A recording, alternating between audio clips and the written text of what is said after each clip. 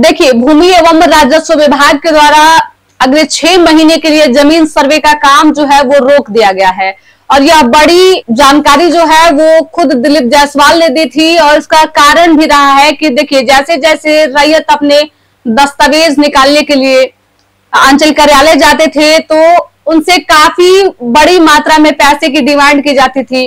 भ्रष्टाचार जो है वो चरम पर था। वैसे में 6 महीने का समय रैयत को दी गई है कि आप अपने दस्तावेज को पहले इकट्ठा कर ले, भरपूर समय आपको दिया जा रहा है, उसके बाद से जमीन सर्वे कराएं।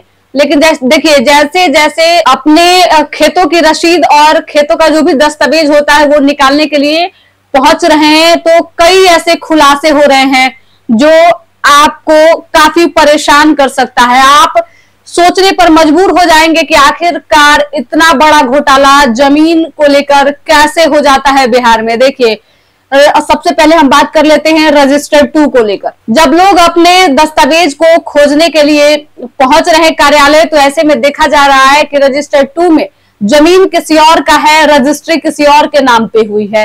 रजिस्टर 2 से कई ऐसे पेज हैं जो फाड़ लिए गए हैं, जिसके वजह से लोगों को अपने दस्तावेज ढूंढने में काफी परेशानी हो रही है। देखिए, कई ऐसे मामले अभी तक निकलकर सामने आ चुके हैं जिसमें जमीन तो किसी और का है लेकिन रजिस्टर 2 में अगर नाम देखा जा रहा है तो नाम किसी और का है। और ये सारे कारनामे जो हैं वो सब अंचल अधिकारी और कर्मचारियों के द्वारा किया गया। देखिए, बिहार सरकार के जो भी अधिकारी और कर्मचारी हैं वो काफी भ्रष्ट होते जा रहे हैं और इसका कई सारे एग्जाम्पल आपने हमारे चैनल पे भी देखा होगा। कई सारे वीडियोस जो कि सोशल मीडिया पर आए दिन वायरल होते हैं, कभी घूस लेते हुए, कभी लोगों को परेशान करते हुए। देखिए, एक दस्तावेज को निकालने के लिए अगर कोई व्यक्ति कार्यालय पहुंचता है तो ऐसे में उनसे बड़ी रकम की डिमांड की जाती है।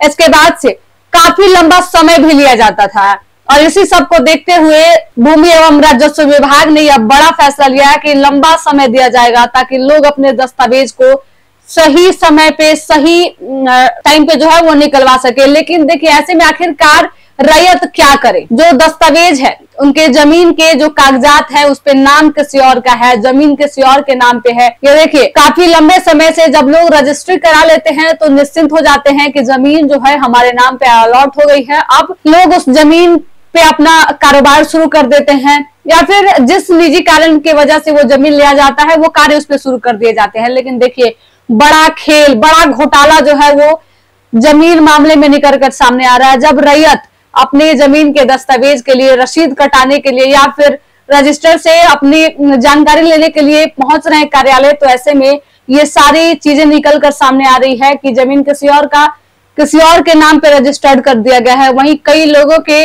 जो खतियान है उसमें भी छेड़छाड़ किए गए हैं, रजिस्टर से कई सारे पन्ने फाड़ लिए गए हैं।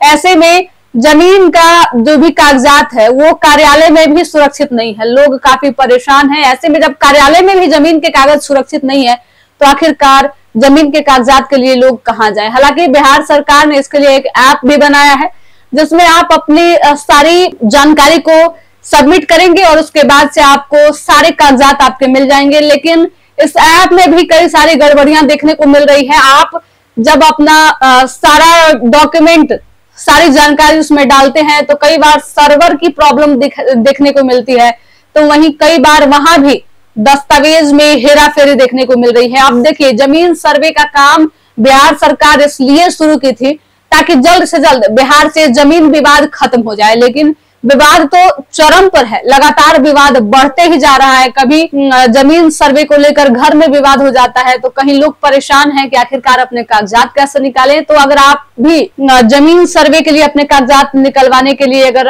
कार्यालय जाते हैं तो सतर्क रहें और अपने एक एक दस्तावेज को अपने हिसाब से अच्छे से देखें ताकि आपके साथ ये गड़बड़ी ना हो सके, आप अपने जमीन का सर्वे समय करा सकें। तो इस वीडियो को लेकर आपकी क्या राय है? जमीन सर्वे को लेकर आप क्या सोचते हैं? हमें कमेंट करके जरूर बताइएगा।